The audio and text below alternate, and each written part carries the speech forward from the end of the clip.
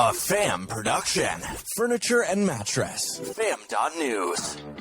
Oh, I kind of like the sound of that. Furniture and mattress. If you hadn't heard, we launched into the furniture coverage with Ray Alagreza, and we have another superstar on the show today.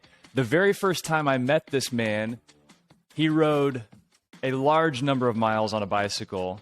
He's the founder of an amazing organization called Help One Now, and we have a surprise for you. So you're going to want to listen to the entire thing. The Dos Marcos show begins in 60 seconds.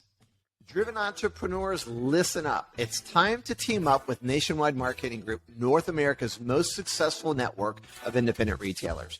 You'll gain access to programs and services that level the playing field between you and the national chains.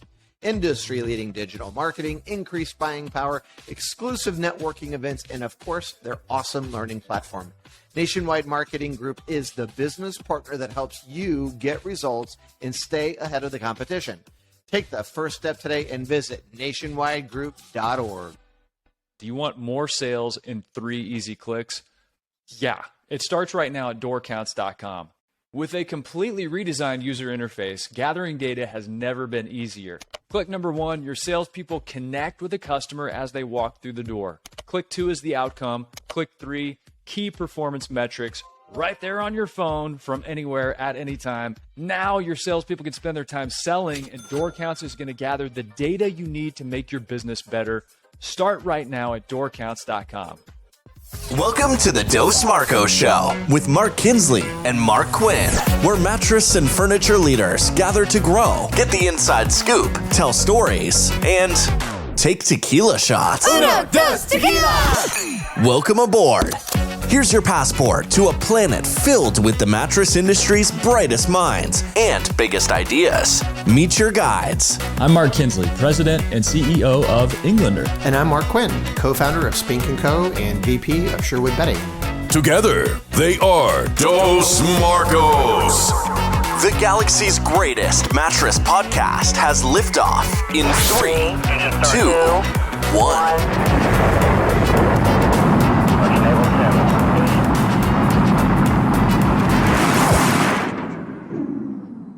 I pressed the wrong button, imagine that. But hey, it's not Throwback Thursday, it's Monday. But coming up this Thursday, we're going to throw back a lot of food because it's going to be Thanksgiving. And this is our annual, maybe the first ever, official giving episode. And we're doing it with our good friend, Chris Marlow. Now, let me give you a proper intro, and you can tell me what I missed, Chris. So Chris is the founder of Help One Now, a nonprofit that empowers families in developing countries through high-capacity local leaders with proven solutions to end extreme poverty. Chris is the author of Doing Good is Simple, Making a Difference Right Where You Are, and he's a member of the Forbes Nonprofit Council. He's married to the amazing Nicole Marlow, who's wonderful.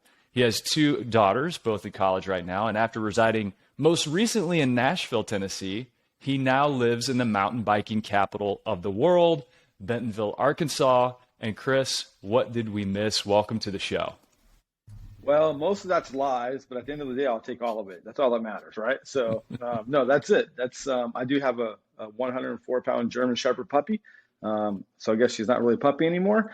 But yeah, that's it. I'm super excited to be with you guys today. I have never been on the #1 podcast in any category in my life. And so the fact that I finally arrived to this podcast means a lot to me.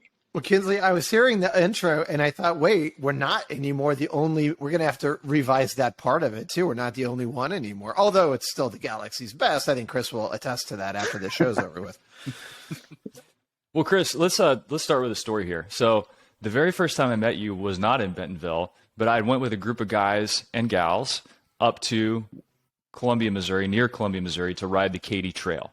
And so the Katy Trail, for those who don't know, is the longest rails to trails project in the United States, where they took an old railroad bed and they basically scraped it because it wasn't being used anymore. Now it's an amazing bike trail that goes about 240 miles across most of the state. You show up having, to my knowledge, never ridden gravel before, and you bang out over 60 miles on your first ride. I tell you what, I have a great mattress and I was sleeping well the day before. And so I was fine, right? That's all that matters. So no, honestly, it was amazing. Like I didn't know, our mutual friend, Mike Rush said, hey, why don't you come And I think the backdrop is COVID, right? And we hadn't seen each other in so long. And so to an extent, we're trying to figure out like, hey, how do I like see my people again? And it's like, well, we go on a bike ride and be really safe out in nature and like have this amazing time. And I'm like, a bike ride, like what do you mean by a bike ride? He's like, well, it's gravel biking. Now here's the other issue, Mark. I couldn't find a gravel bike. So literally it took me forever to actually locate a bike because they're sold out everywhere. And I happened to find a bike in St. Louis. And so of all places, it was right where we were starting. And so I said yes to this crazy experiment, which I think talks a lot about life, right? Like, how do you be curious? How do you try new things? And I remember showing up, and the first day was fun, Kinsley, but the second day was miserable because it was like the frozen tundra, wind, rain. And we were actually talking about this the other day. Like, I remember finishing the second day saying, I'm so stupid. Why am I hanging out with these guys in this place? And I'm completely frozen. And I just really wanted to move back to Southern California, where my roots are from. Yeah, that look was on a lot of people's face that day. Now, of course, the first day we did a total of 125-ish miles. And so that was brutal and dumb on so many levels. And then the next day, we did that because that next day rain was coming. And that's where I peeled off and saw really good friends of mine who live in Columbia, because I used to live in Columbia. And you guys went out there with rain gear on and probably covered about 40 miles and came back not in the best mood, I don't think. I mean, that's why we kind of went through a few bottles of tequila that evening. We can talk about that later. Hey, anybody that comes on the show, we like if you have a good tequila drinking story. So we'll get to that at some point because I think you have one. But we wanted to also get to some principles of giving that can help your business. Now, we have a lot of furniture, mattress retailers that listen to the show. Huge hearts, involved in their communities. They're people of faith many times. They're people who give from the goodness of their heart, and probably many of them privately give a lot. But we've talked about this principle of giving in our book, Come Back to Bed, and you wrote an entire book about giving, calling doing good is simple. So in our book, let's tie these two things together, because I think there's important business principles in here that you can think about this time of year, going into the holidays and beyond. And one of those was our cage framework. So we wanted to show people what are the different big rocks that you could carry around to make part of your business that could get you involved in your community and make meaningful connections with consumers. So we had community, answers, giving, and experiences. And so we actually said, if you want to capture Bigfoot traffic, Bigfoot, you got to have a cage to capture Bigfoot. So let's talk about the G in giving, because you help people understand why they give, how to make giving simple. Take us into what you talk about with businesses. Yeah, Mark, it's so fascinating, right? Like we live in such a pressure-packed, intense world. And it's so easy for us to wake up each and every day so overwhelmed by life and business, and even to an extent, just our own personal responsibilities with our families. That we often forget that one of the best ways to live a really good life is to be a good neighbor. And then I think part of neighboring that's very fascinating is we can either say, is it my direct neighbor, or is it just neighboring? And I think one of the things we're seeing right now with the new global connection that we have around the world is my neighbors now definitely live next door to me. Most of them are mountain bikers. But I also have these amazing friends around the world. And so when I think of neighboring now, I really do think of, the people I do life with here in Bentonville now, but also people that I love and care for all over the world. And we all have kind of the same basic framework and things in common. We want to live a good life. We want to take care of our kids. We want to live with purpose. And so we're so much more connected than we realize. And oftentimes, I think the complexity of giving is, we see this over and over, is there's so much to give to, and there's so many issues that we're facing as kind of humans on this earth that it's easy to really kind of freeze up and get paralyzed and not quite know how to give and how to give well. And one of the powerful things about giving is there's so much power in giving, and also when you give, you should be receiving. So that way, giving should bring life. It should bring hope. It should bring progress. And so when we think about it from a business level, I think one of the things we all know is being authentic is so vital in the business community these days. And when people are picky or choose who they want to connect with and buy product from, we're asking deeper questions now than ever. It's no longer about me just getting a product. It's about me getting a product that kind of fits my worldview and to get the convictions that I have. I think one of the most powerful things the business community can do, and I think one caveat is often the business community has kind of allowed the faith community or the government to think through complex problems the world's facing. But at the end of the day, the business community is really set up well to solve some of these complicated problems because they have the talent, they have oftentimes the resources, the networks. And so I think there's this thin fine line of being an authentic business that's giving back and that's creating a community that cares about certain issues, but also realizing the business community is positioned really well to make a difference in the world. And I think we're seeing business leaders rise up now more than ever to tackle some of these problems where we may be losing a little bit of faith in the government systems and or even sometimes the faith systems. And so definitely a good opportunity to do it right. And if we do it right and well, it'll be a mutual benefit for all involved. I have two takeaways immediately. So dose takeaways on the Dos Marcos show. Number one, you talked about neighboring, and then you talked about the business community solving problems. We've got a great example of this in our industry, a shining example of this, and it's Mattress Mac down in Houston, Texas, the second most famous person in Houston. And Mattress Mac not only buys a high water truck that he can take into the flooding and get people out, make sure they're safe. He also, the guy most recently, besides betting on the Astros, put together a trade school on his property. And he has these nuns from a local parish come there and teach, but he saw the decline in trade school opportunities and jobs, and he decided to neighbor it. And he decided that business was better set up to tackle this problem than government or the faith community or whoever it was, whatever the situation, he took ownership of it. And I love that concept of be a neighbor and be the solution as well. And don't think that the government is the answer to everything. I think that has seemed like a bit of a default position for a lot of people, and that's not the answer.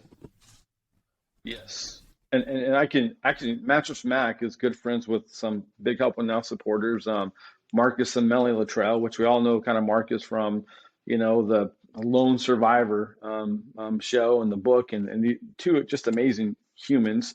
And one of the things that when I'm talking about to Marcus and Melanie, they actually use Mattress Mac as someone who's been a guide to their entire city and what it means to really give back in an authentic way. And so the fact, Mark, that you mentioned him it's true. Like, not only is he tangibly helping folks and raising money, especially after all the hurricanes and floods that have gone through Houston in the last decade, but he's setting a precedent for the business community to realize you can make a huge impact. It can be completely authentic. And at the same time, like the way you live a meaningful life is just deeper. So now when we think about Mattress Mac, we're not thinking about how much money he's made, how successful his business is. We're thinking about very practical things, like he's actually making a real difference in his community. And now that's what people know Mattress Mac for more than mattresses. Chris, you do a lot of work with companies, so we've been talking about that. So can you talk to us a little bit about, so what does it mean for any business when they start inserting purpose into what they do, right? So now that they can rally around something together, they can get their people excited. And, back in the day, guys, remember Tom's shoes, how novel that idea was? They called it back then cause marketing and, buy a pair of shoes. And now that's really taken off in a much different way. So, Chris, I'm wrapping a lot together, but talk to us about when you are working with companies. Can you give us an example of maybe how it has really brought companies together because there's a core purpose and function there?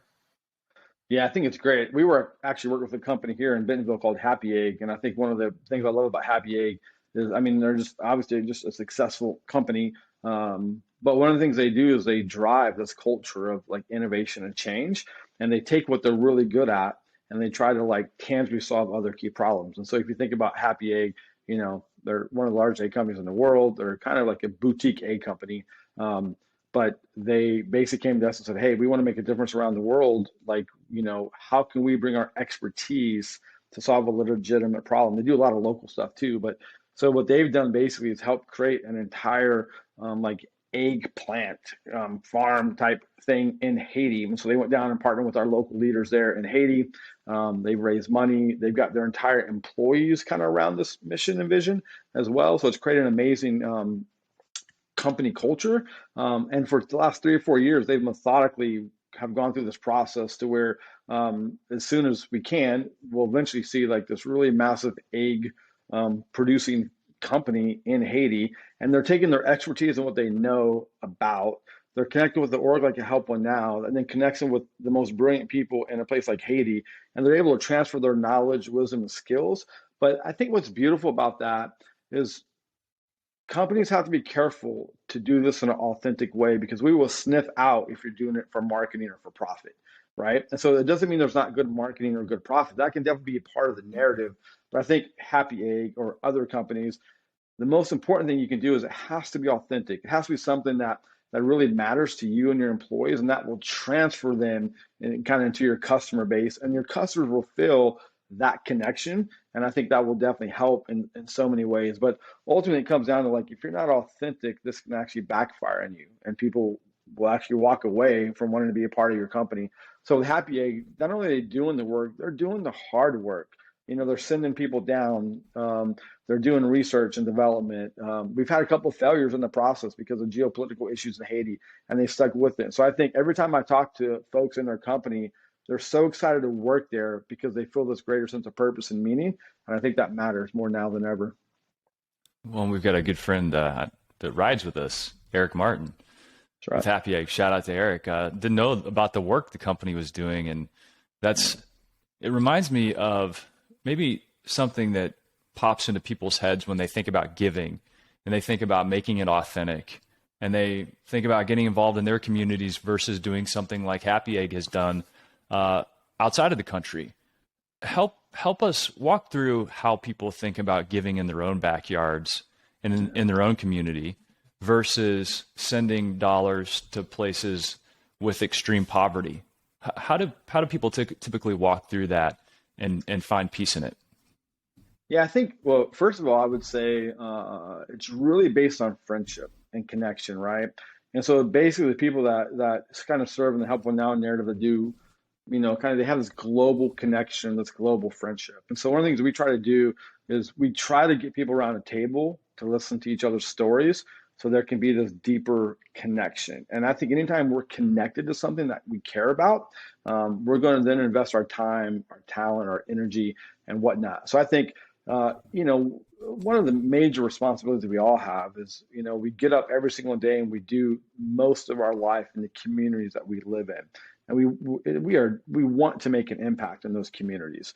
And so I think one of the things that we need to do is just listen to the people, the helpers who are making the impact.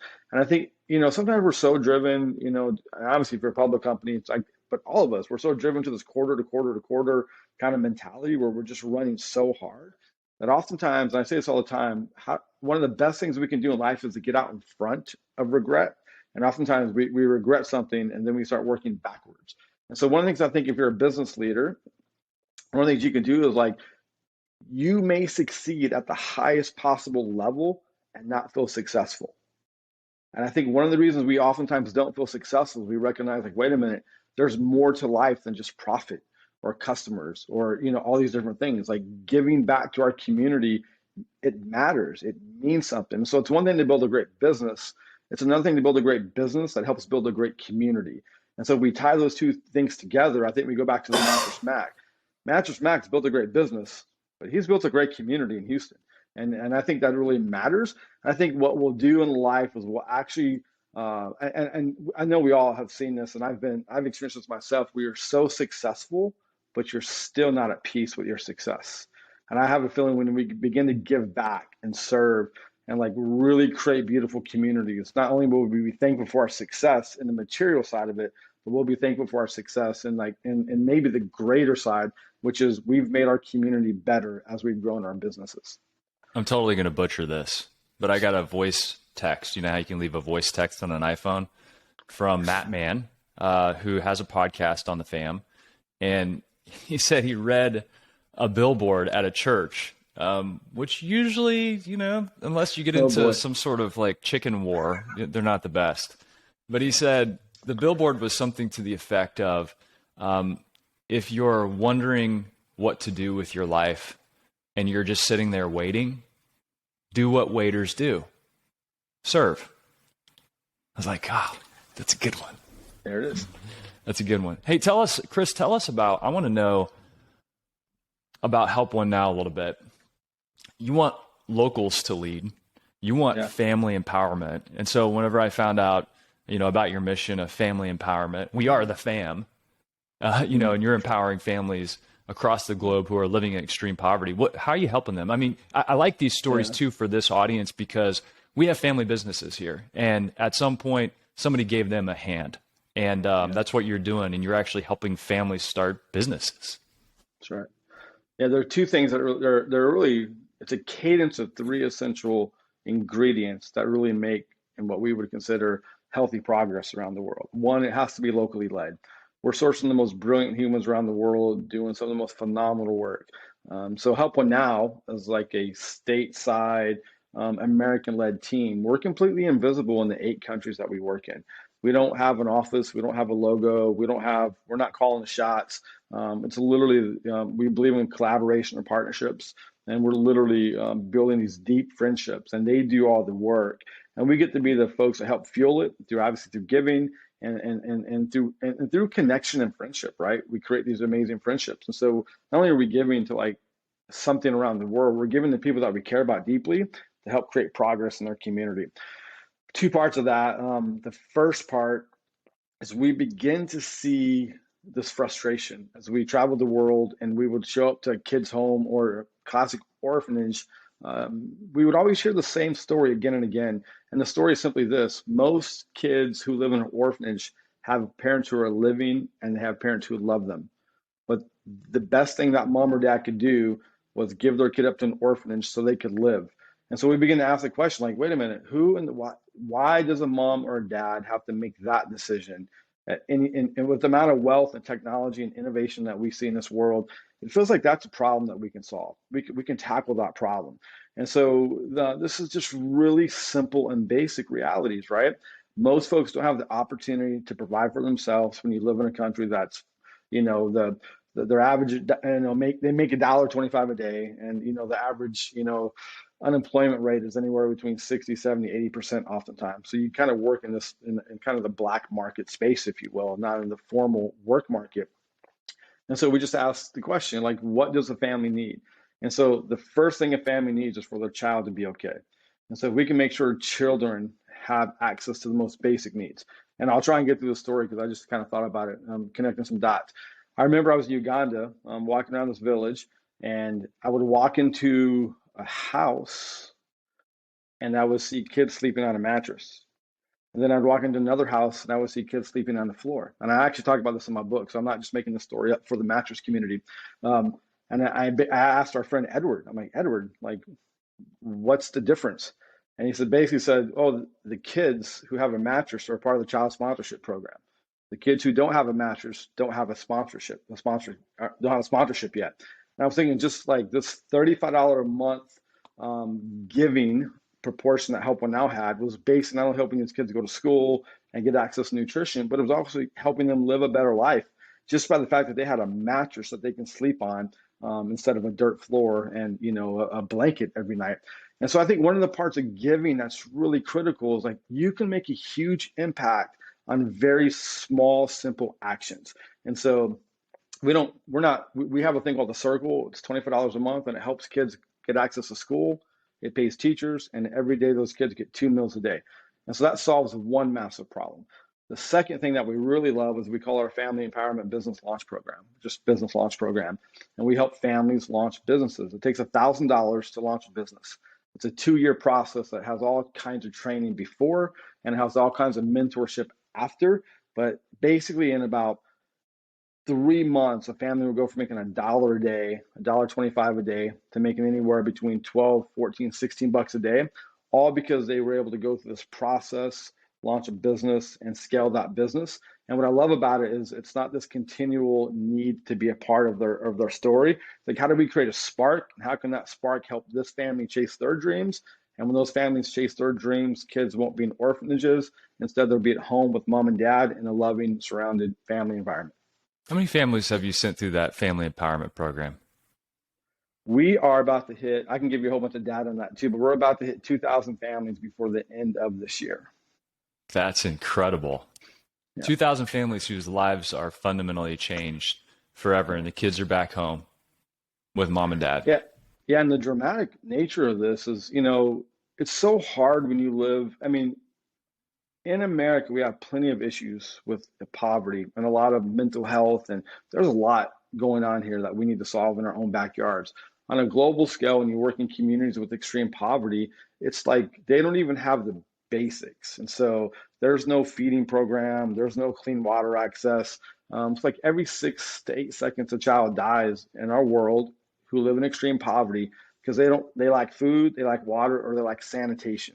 These are the most basic elements of living. And so when you begin to do the relief work and help create a foundation, then you can do development work and help create progress. And so now we'll go into a community. We listen a lot more and we talk. We recognize what's the quick things we can do to make progress.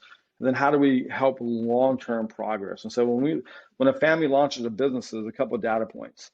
96% have been successful, and their increase in wealth is an average of 500 to 700%. And the beautiful thing, let's face it, we're so busy in America, right? Like, none of us, we all have pressure, we all have needs, we have community needs, we have family needs. So one of the things we want to do is create a very simple, powerful way for folks to feel like they can make a difference without being bogged down and overwhelmed by all the issues in this world. And that's why simplicity matters. And so for $25 a month, or for $1,000 help a family go through a whole life-changing experience, it's a simple, powerful way to make a really big impact in our world. You guys, listening to you, Chris, my two takeaways, dose takeaways for me. Number one, can't imagine how difficult it would be for a parent to have to make a decision to let them go into an orphanage, right, just so they can sustain life. I can't fathom that, facing that as a parent. So that's the impact of that was heavy for me. But what I really like about what you're saying, Chris, is that it's a biblical principle, teaching people to fish instead of giving them fish, right? So when you guys are going in, you are setting them up for future success, not just a Band-Aid solution for the current problem, right? Yeah, and I think every one of us on this screen has had a moment in life where we didn't know if we were good enough to chase our dreams. And a guide probably entered the story and said, you can be really brilliant at this. And then they begin to help lead us until we had confidence to fly on our own, right?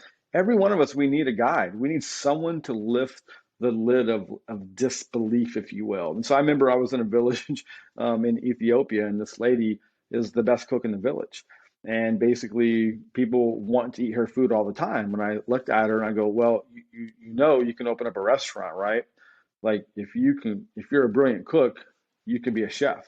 And because this community is mostly a kind of a male-dominant community, she's like, I can never do that. I'm like, oh yeah, you can. So we basically helped her go through this program. We gave her a $500 in-kind donation where she opened up a food truck in her front yard. And basically that food truck was packed every single day, all the time. And she went from making hardly anything a day to making, I think, $13 a day on average. And then she realized she can open up a coffee shop in the morning. And then she realized she can open up dinner in the afternoon. And then she can open up a store. And then she can hire employees. The best part of the story is when I met her, she had 2 kids who lived in a field, and they would work all day in the field to make $1 a day because she would cook all day for people, but she wouldn't earn a profit. And so the dreams of these 2 kids was simply to go to college. And through this one simple act of helping her realize you can go from, being a cook to being a chef and making a profit and running a business and hiring employees. But she saved money, built a house, bought her first house, built a house in the back of her house, rented it out, and saved all those profits to send her own 2 kids to college on her own dime. And it all was because she started a very small, simple business But beyond the business was someone came in and said, we believe in you. And then our local partners in Ethiopia did all the work necessary. And now she's running 2 or 3 businesses. Her kids are in college. And I haven't seen this lady in 4 years, you know? And so she doesn't need us. She doesn't need me. She's chasing her dreams. And we all, sometimes the best way to live is just to believe in other people's future and life. And so sometimes we judge so easy, right? Oh, if they're in extreme poverty, maybe they're lazy or they don't want to work, and it's like, no, actually, they just need a spark. And Help One Now just does our best to give people a spark so they can chase their own dreams. I love the spark. You know, we actually, Chris and the listeners, we actually have a surprise for both of you. So, okay, just up front, Chris, we did not hack your website, but we did modify it without you knowing it because I know the right people in the right places. So if you go to Help One Now, you should type it in your browser, Chris, because this is going to be a surprise for you. helponenow.org/the fam. Help One Now, spell out the word one, helponenow.org/fam. And now through December 2nd, Dos Marcos and the fam, we're going to match your gift to Help One Now up to $2,000, $1,000. So for every $1,000 we raise, like you said, we're going to be able to empower a family and send them to start a business. And you know how it feels to be part of a family business. Somebody helped you along the way. And right now you can be that person to somebody else. So we hope you'll go there and give a gift because now through December 2nd, Dos Marcos, Dos $1,000, and your gift is going to be doubled because we believe in what you're doing, Chris. And it matches authentically with who we are because the fam is a community. And you're creating community wherever you go. And we want to magnify that. And we think you're amazing. And we think your community is amazing. Well, listen, super, super thankful for that. And one of the best parts of giving is you get to receive. And so one of the things we want to do for your community is we want you to track with some of these families who will go through the program where you can literally see how much better their lives will be because of your generosity. So one of the things for the podcast listeners is we want you to feel connected to the story because we do believe that transformation helps both sides. And so super thankful, Mark and Mark, for your generosity. And for those who are listening, as you get involved, please know we care about you as well. We want you to see your generosity. We want you to see the impact of your generosity. And we believe if we do that, we can create a better world, a better community, and we can live better lives. Hey, Chris, will you come Marlow back on and talk to us about some of the progress, right, Mark? That would be great to hear some of those stories and just get this audience connected to this moment. And we can look back and kind of see where things have gone. Absolutely. It's the best part of what we do. Chris Marlow, founder of Help One Now, author of Doing Good is Simple. Check out his book on Amazon. We'll put links to everything in the show notes on the fam. So just go to fam.news and you can search for Chris Marlow, Marlow. And Chris, it's been an honor and a pleasure to have you here on the show. I'm going to see you in the saddle when we're out grinding gravel here in mountain biking capital of the world. As our friend Nick says, come for the mountain biking, stay for the gravel. That's right. Keep doing what you're doing, and we appreciate you. And if you're out there, head to helponenow.org/the fam, and your gift is going to double. And be sure and subscribe to the newsletter, subscribe to us on podcasts, leave a review. And if you're subscribed to the newsletter, we'll put links in there as well. What I miss, Quinn, anything? I'm so grateful to people like you for doing what you do, for all the lives that you impacted, for the heart you put into it. I've met your wife. She's awesome. For what you do together as a family. And do me a favor, please. Just watch out for Kinsley out there on the bike trails because we need him back here doing this podcast. So, well, listen, Quinn, we need you on the bike trails with us. If you both have bad days, and it may be bad for the listeners, but it'll be a fun moment. I want to go. Kinsley promised to take me, so I'm going to get in. So I'm going to have a camera crew if Quinn is going to be on a bike because I just have to capture all these wonderful moments. Well, Chris will take care of me. He won't leave me in the dust. Like Kinsley will take off and leave me in the back of the pack. Chris will ride with me. Kinsley definitely will take off and leave you. So it's part of the reality of his skill set at this moment in time. I tend to be somebody that sprints off for a while and then I come back. So I'm kind of like an accordion rider. I'm going out here, and then I'm coming back, and then I'm going out and coming back. Well, guys, we'll have to get out there together at some point. In the meantime, I hope you guys have a wonderful Thanksgiving with your friends and your fam. And to everybody listening, thanks so much for tuning in. We hope you have a great Thanksgiving holiday as well. And we hope you got something out of this giving episode with our friend Chris Marlow. Thank you. You could bounce on it. Yeah, bounce with it, bounce with it. Bounce with it, bounce with it. All right.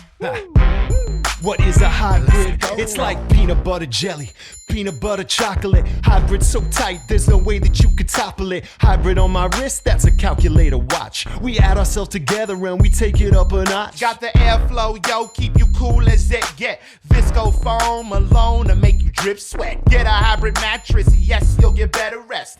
Cool and comfortable. Hybrid like a sweater vest. You know the game, we're ahead of the sun. Cause the two of us together are way better than one. Cause I'm cool as ice And I'm hot like a heater.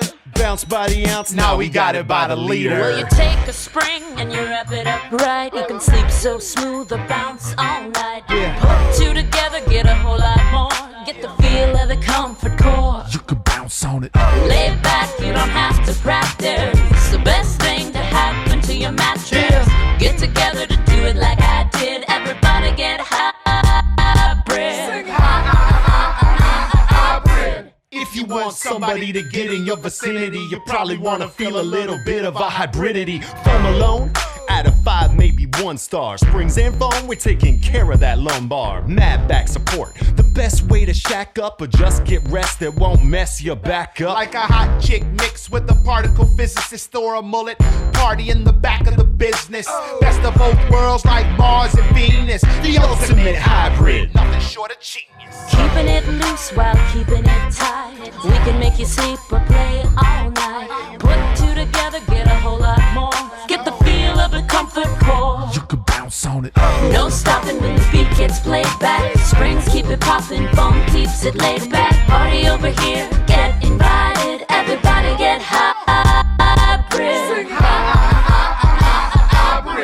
Listen, doesn't matter if your kitchen is charming when your bedroom's the most important part of the apartment. What kind of bed do you keep back there? Does your girl wanna chill on a beanbag chair? Hell no! You need springs and foam, cause if that bowling ball don't bounce, you'll be sleeping alone. And if the bed don't react, then you can't get low.